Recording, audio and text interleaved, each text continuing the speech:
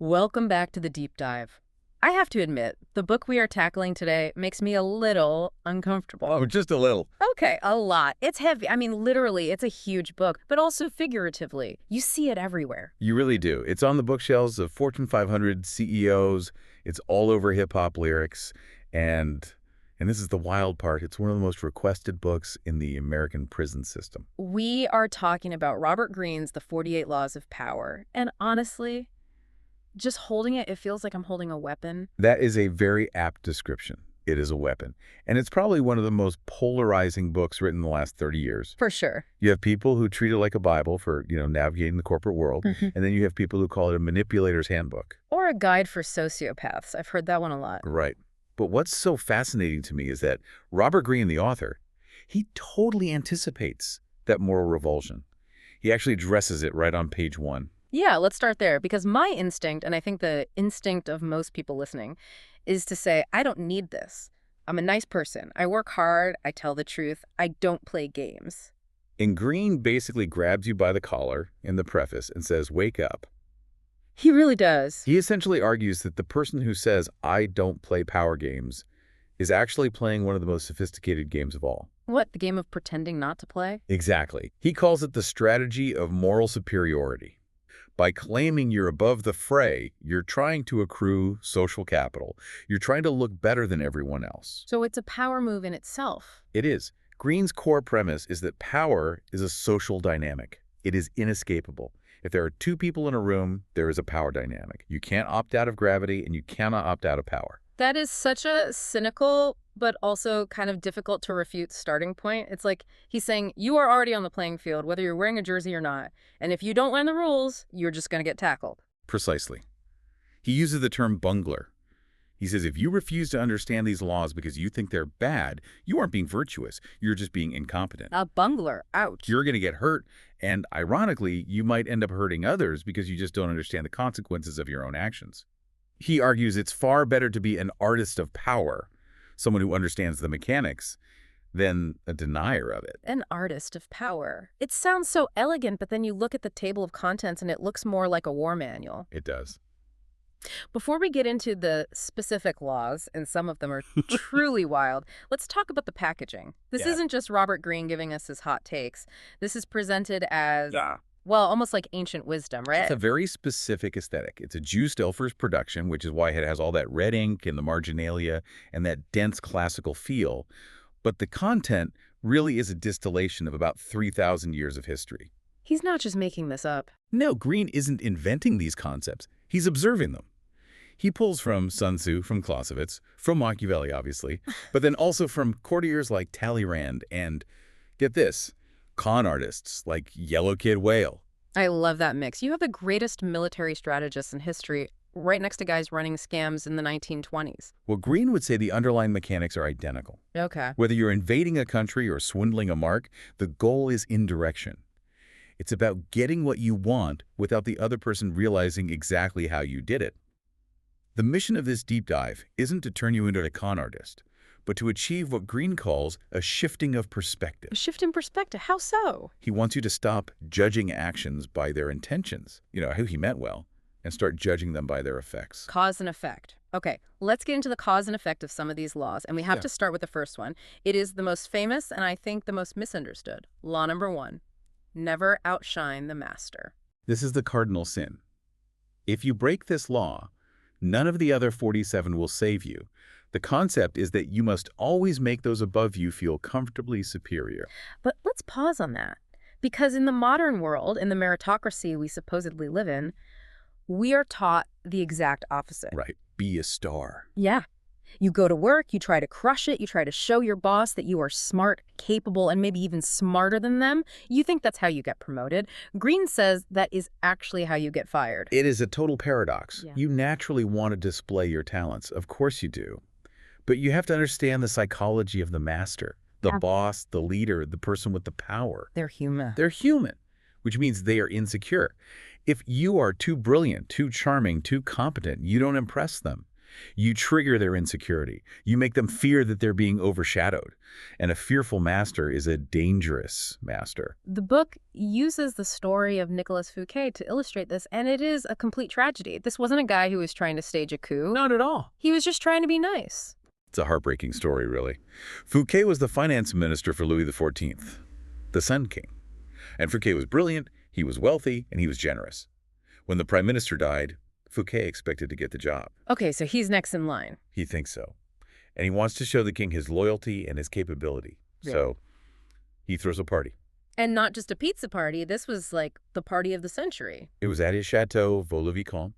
He hired the greatest playwright, Molière, to write a play just for the occasion. Oh. He had a 7-course banquet with foods from the Orient that no one in France had ever seen.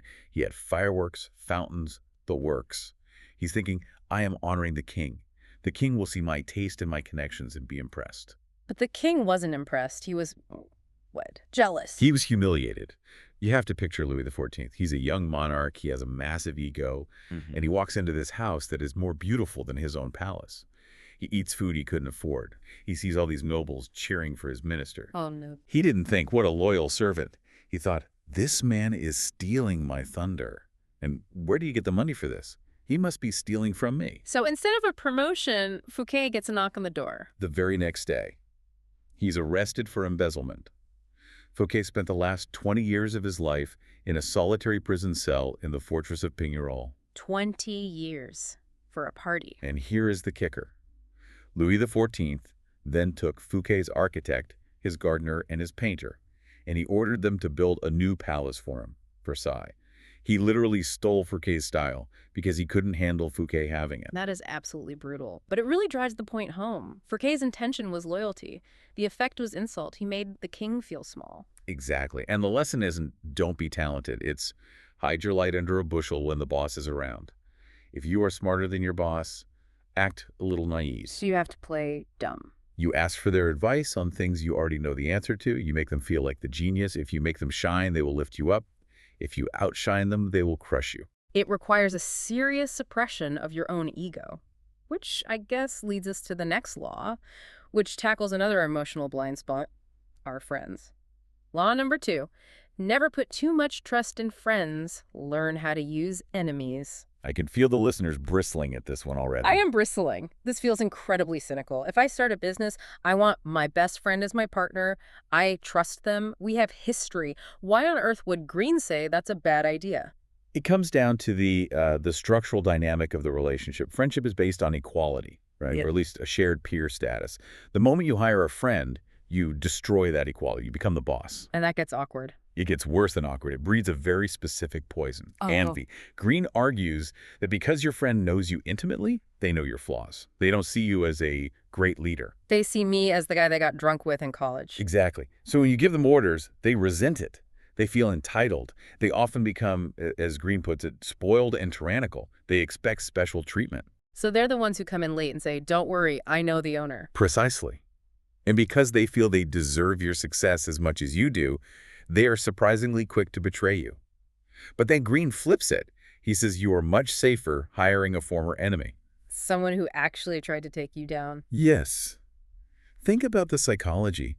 If you take an enemy, someone you've defeated or someone who was on the other side, and you offer them a job, they're shocked. They expected you to destroy them. Right, not hire them. By showing them mercy and giving them a position, you buy their gratitude. But more importantly, they have everything to prove. They know everyone is watching them. They know they're on thin ice, so they work harder, they're more loyal, and they're way less entitled than a friend would be. There's a quote here from Voltaire that sums it all up. Lord, protect me from my friends. I can take care of my enemies. It's brilliant. You know where your enemy stands. They're holding a sword. Your friend is hugging you, so you can't see the knife in their hand.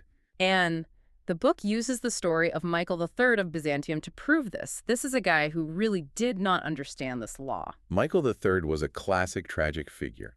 He met a peasant named Basilius who saved him from a wild horse, a classic heroic moment. Okay. Michael thought, this guy is amazing, he's strong, he's brave, he's my new best friend. He took Basilius from the stables, gave him money, gave him titles, made him the head of the army. He transformed this peasant into a nobleman. He thought he was buying loyalty for life. He thought gratitude would bind Basilius to him forever. But gratitude is a heavy burden.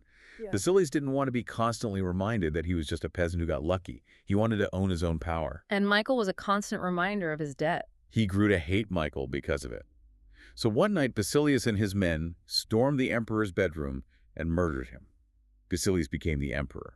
Lesson learned. If you help a friend too much, you might just be creating a monster. Okay, so we're hiding our talent from the boss, and we're keeping our friends off the payroll.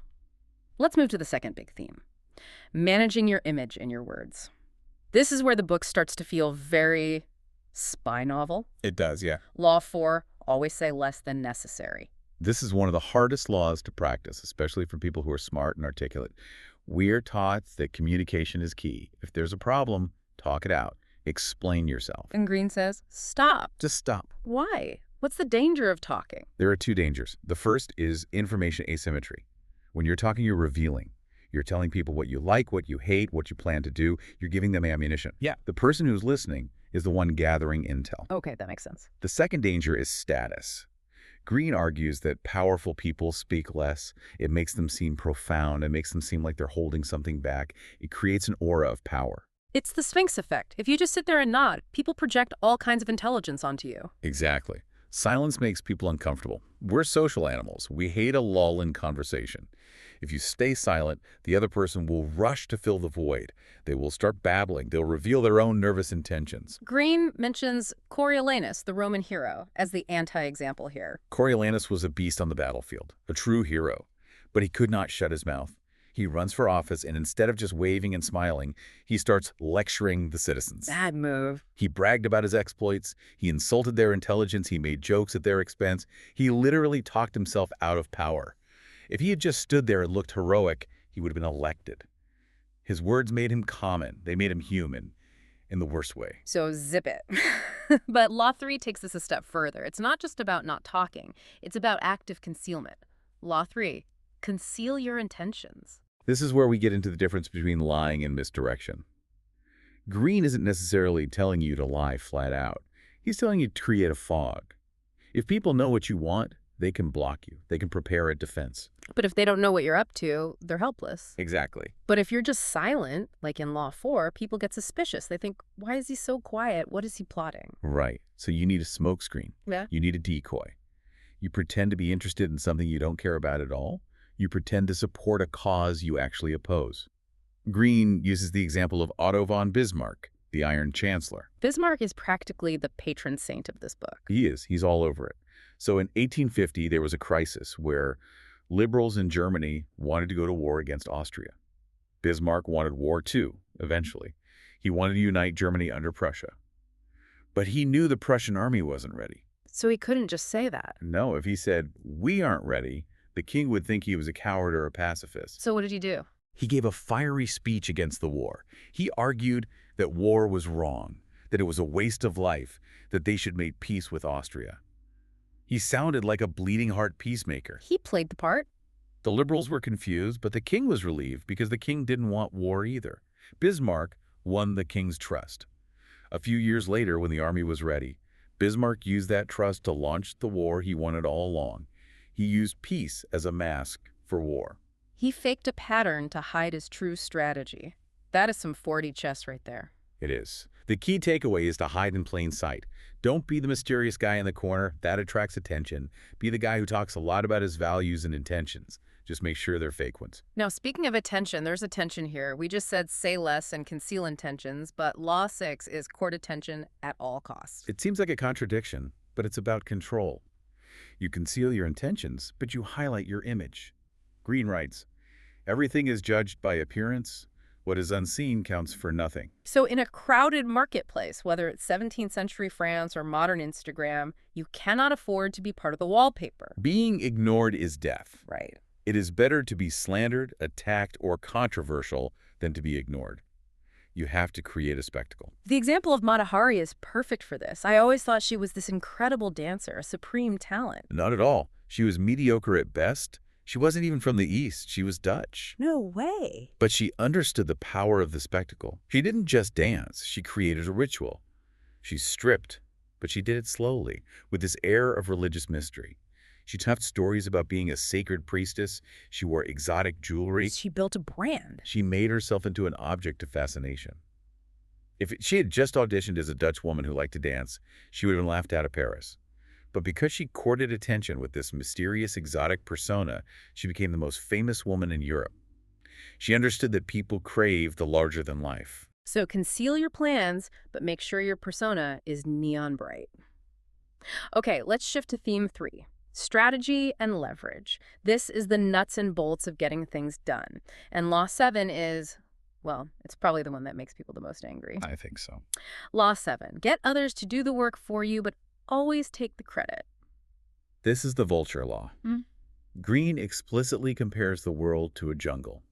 He says there are those who hunt and kill, and there are the vultures and hyenas who wait for the kill and then swoop in to eat. He says, be the vulture. It sounds so parasitic. It is, but look at history. Look at Thomas Edison. We venerate him as this lone genius. But Edison wasn't a lone genius. He was a businessman who ran a factory of inventors. And the most famous example is Nikola Tesla. Oh, Tesla, the internet's favorite martyr. For good reason. Okay. Tesla was the brilliant mind. He did the math. He understood the physics of alternating current. He worked 18-hour days solving problems that Edison couldn't wrap his head around. But who held the patents? Edison. Who got the money? Edison, who is in the history books as the Wizard of Menlo Park. Edison. And Greene says this isn't just theft, it's efficiency. Right. From a power perspective, Edison was efficient. He understood that genius is a resource, just like coal or steel. You don't have to be the genius, you just have to control the genius. That's cold. If you try to do everything yourself, you will burn out. You'll be the exhausted hunter. If you harness the work of others, you appear godlike. Your output is massive, but your effort is hidden. I guess every CEO who presents their team's work to the board and says, I delivered this, is practicing Law 7. Exactly. And the team might resent it, but the board only ever sees the result. Okay, moving on to Law 9. Win through your actions, never through argument. This one I actually try to live by, mostly because I'm just tired of arguing. It's a great law for your mental health, honestly. The problem with argument is that even if you're right, factually, logically, completely right, you lose. Because you make the other person feel stupid. Yes, you've offended their vanity. No one likes to be proven wrong with words. They dig in. They resent you. They might say, okay, you win, but they're already plotting against you. Greene says you need to demonstrate your point without ever using words. The Michelangelo story here is hilarious. It's almost a comedy sketch. It's perfect. So Michelangelo is sculpting the David. It's a masterpiece. But the mayor of Florence, a guy named Soderini, he walks in. He wants to look like a big shot art critic. Of course he does. He looks at the nose and says, it's too big. Fix it. Now, Michelangelo could have said, you are a politician. I am Michelangelo. Shut up. He could have. And he would have been right. But he would have made an enemy of the man who pays his bills. So instead, he acted. He grabs a chisel, and he grabs a handful of marble dust he'd hidden in his hand. Oh, this is good. He climbs up the ladder. He starts tapping the chisel against the nose, not actually cutting anything, but letting the dust fall from his hand. It's pure theater. Look, I'm fixing it. After a few minutes of this pantomime, he looks down at the mayor and says, look at it now. And the mayor says, ah, yes, much better. You have given it life. The nose didn't change 1 millimeter. Not a bit. But the mayor's perception changed. Michelangelo won. He kept the statue perfect. He kept his integrity, but he made the mayor feel powerful and validated. If he had argued, the nose would probably have ended up ruined just to spite him. It's a fake fix. That is a very useful tool for anyone dealing with a micromanager. Now, Law 13 involves asking for help. Law 13. When asking for help, appeal to people's self-interest, never to their mercy. This is another one where our instincts just betray us. When we're in trouble or when we need a favor, our instinct is to say, please, I've been so good to you in the past. Remember when I helped you move? We're friends. We appeal to gratitude. We try to cash in our chips. But Greene says chips expire. Gratitude is a burden. When you remind a powerful person of what they owe you, you're just reminding them that they're in your debt. It's annoying. They'll avoid you. So what do you do instead? You have to be pragmatic. You have to find the lever of their self-interest. Don't tell them how helping you will save you. Tell them how helping you will benefit them. If you fund my project, it will make you look like a visionary to the board. Exactly. Or, if you help me crush this rival, it removes a threat to you as well. You have to speak the language of their greed or their ambition. If you can show them that there's profit in helping you, they will move mountains. If you just ask for mercy, they'll let you drown. It's cynical, but it is the language of the game. It removes all the emotion from the transaction. Okay, let's go to theme 4, the long game. This is about vision. Law 29, plan all the way to the end. This is about overcoming the human tendency to just look at the next step. We are reactive. We solve the problem that's right in front of us. Greene says true power requires visualizing the ending before you even start. It's like a chess player seeing checkmate 10 moves out. Right. Because if you don't know the ending, you might win the battle but lose the war. Or you might get what you want, only to realize it comes with consequences you can't handle. And this pairs with Law 47. In victory, learn when to stop. This is the Icarus problem. It is the disease of success. When we win, we get a rush of dopamine. We feel invincible. We think, I won this bet, so I should bet double. I conquered this country, let's conquer the next one. And the story of Cyrus the Great is the ultimate warning here. Tell us. Cyrus was the master of the world. He built the Persian Empire. He had never lost a major battle. But he became arrogant. He decided to attack a tribe called the Machiavelli. They were led by a queen named Thamyris. Okay. Now, Thamyris actually sent him a message. He said, stop, be content with what you have, rule your people, and let me rule mine. That is a very rare offer in the ancient world. Let's just coexist. It was. But Cyrus couldn't hear it. His arrogance was too loud. He thought he was destined to conquer everything. So he attacked. And it was a disaster. His army was destroyed. Cyrus was killed. Wow. And the story goes that Queen Thamyris found his body, cut off his head, and shoved it into a wineskin filled with human blood. She said, I warned you that I would give you your fill of blood. God, that is graphic. But it sticks with you. It's a visceral lesson in hubris. Cyrus didn't know when to stop. He didn't plan the end. He just assumed the end would always be victory. You have to know when to take your chips off the table. Part of this long game is also about how you present yourself. Law 25. Recreate yourself. This feels very modern. This is personal branding. It is, but deeper. Greene argues that society tries to force a role on you. You are the quiet accountant. You are the nice guy. You are the dutiful daughter. If you accept the role society hands you, you are a pawn. You're predictable. So you have to be the artist of your own character. You have to treat your identity like clay. You sculpt it. You decide how you speak, how you dress, how you react. You create a persona that commands respect. Think of Caesar. Caesar wasn't just a general. He was a performer. He knew how to wear the purple. He knew how to speak to the crowd. He created a character that was larger than a man. And finally, the ultimate survival trait law 48. Assume formlessness. This is the most philosophical law. It's pure Darwinism. If you have a rigid shape, a fixed strategy, a routine, a predictable way of acting, you are vulnerable. Your enemies can study you. They know exactly where to hit you. Be like water, as Bruce Lee said. Exactly. Water has no shape, so you can't break it. If you pour it into a cup, it becomes the cup. Greene says the powerful person is adaptable. If the situation changes, you change. If the enemy attacks from the right, you flow to the left. Rigidity is death. Formlessness is power. So we've covered the major themes, but I want to land the plane on some practical takeaways, because reading this can feel a bit abstract, or it can make you feel like you need to move to a cave to avoid all these psychopaths.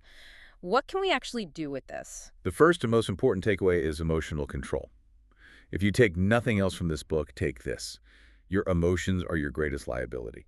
Greene says anger is the most destructive reaction. It is. Anger narrows your vision. When you're angry, you just want to lash out. You want to hurt the person who hurt you. That makes you predictable. It makes you easy to bait. If I know I can make you angry by insulting your work, I own you. I can make you say things you shouldn't. So the practical tip is, when you feel that surge of anger, just do nothing. Freeze. Yeah. Detach. Look at the situations if you were a third party. Why is he trying to make me angry? What is his goal? If you can master your reaction, you keep the upper hand. Another practical one is Law 40. Despise the free lunch. This is great life advice in general. Free is the most expensive word in the dictionary. If someone offers you something for free, there is a string attached. Always. A hidden obligation. Maybe they want a favor later. Maybe they're trying to lower your defenses. Maybe you're the product. So Greene says, pay the full price. By paying, you keep your independence. You don't owe anyone anything. And also, paying is a power move. Being generous, picking up the check, paying above the asking price, it signals that you have resources. It signals that you are the emperor, not the peasant. It attracts people to you. One more tactic, which is really counterintuitive. Law 22, the surrender tactic. Transform weakness into power. This is for when you are losing. And we all lose sometimes. You're cornered, the boss is angry, the enemy has won. The macho instinct is to fight to the death, to go down swinging. And Greene says, don't be an idiot. Exactly. He says, surrender. Immediately. Bow down. Lick the boot. Surrender. Why? Because when you surrender, you deny the enemy the satisfaction of crushing you. They relax. They think the war is over. But for you, the war has just shifted phases. You are buying time. You're nursing your wounds, gathering your strength, waiting for them to get sloppy. It's the rope-a-dope. You play dead, so they walk away, and then you stand up again. Exactly. It's not about giving up your will. It's about hiding it for later. So we've unpacked the laws, but I want to zoom out. Who is this book actually for? We joked about prison libraries and CEOs, but is it for us? For the average person? Greene argues it's for the universal player. And this goes right back to the intro. Even if you aren't trying to conquer a country, you're navigating hierarchies. You are a courtier. A courtier. If you work in an office, you are in a court. You have the king, who is the CEO. You have the nobles, the VPs. You have the favorites, the jesters. Of the gossip. Oh, the gossip is the currency of the court. If you don't understand who holds the real power, who is insecure, who is rising, and who is falling, you're just flying blind. This book is a map of that territory. But we have to address the criticism. It is a lonely map. The advice, don't trust friends, conceal your intentions, use people. It paints a very isolated picture of success. It does. And that is the cost. Greene actually has a law, Law 18. Isolation is dangerous. He warns that if you isolate yourself too much, you lose touch with reality. But there's an inherent tension in the book. Right. To be truly powerful in the Greene sense, you have to keep everyone at arm's length. You can never really be vulnerable. That is a heavy price to pay. It's also just so anti-modern values. We talk about radical candor and transparency and authentic leadership. This book says all of that is basically garbage. Well, Greene would probably say that authentic leadership is just a trend. It's a fashion. And if you are truly cunning, you will act authentic because that's what works right now. But deep down, the dynamics of envy and power haven't changed in 3,000 years. That's a chilling thought. Before we go, I want to leave the listeners with a visual, a way to think about this game. You mentioned the billiard ball. Yes. This is the best way to visualize interaction. Imagine a pool table. A novice player sees the ball in the pocket, and they just hit it as hard as they can in a straight line. Right into the other ball. If there's anything in the way, they get stuck. That's the bungler. That's the bungler. But the artist of power looks at the angles, they see the cushions. They know that sometimes to get the ball in the pocket, you have to hit it against the far wall first. You have to make it bounce. So in real life, this means? It means if you want to raise, maybe you don't just walk into the office and demand more money. Maybe you orchestrate a situation where a competitor offers you a job and your boss finds out accidentally. You bounce the ball off the competitor to hit the pocket of the raise. You use the angle. That is the takeaway. Stop hitting the ball straight on. Look for the cushion. Look for the bounce. Be the billiard player, not the hammer. This has been a deep dive into the dark arts, the 48 laws of power. It's cynical, it's ruthless, but man, it is fascinating. Thank you for walking us through the minefield. Just remember to watch your back. Always. Thanks for listening, everyone. We'll see you in the next deep dive.